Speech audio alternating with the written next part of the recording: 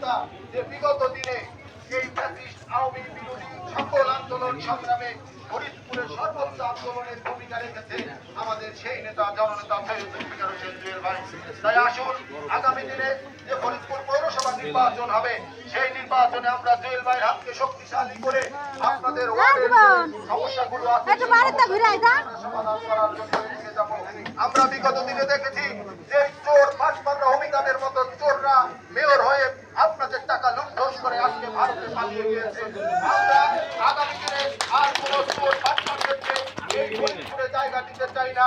জনগণের যে আকাঙ্ক্ষা, জনগণের যে চাহিদা, প্রতিটি ওয়ার্ডে সেই ওয়ার্ডের চাহিদাগুলো মেটাতে হলে আমরা মনে করি তৃণমূল নেতা হচ্ছে জননেতা সৈয়দ জুলফিকার হোসেন, যার কাছে আপনারা 24 ঘন্টা যেতে পারবেন, সেই এমনই একজন নেতা হচ্ছে জুয়েল ভাই। তাই আসুন আগামী দিনে আমরা যেমন জুয়েল ভাইকে নির্বাচন করার জন্য কাজ করব এবং আমাদের সকল সদস্য থাকতে হবে আওয়ামী লীগ এখনো ষড়যন্ত্র থেকে থেমে যায়নি, সেই সকল ষড়যন্ত্র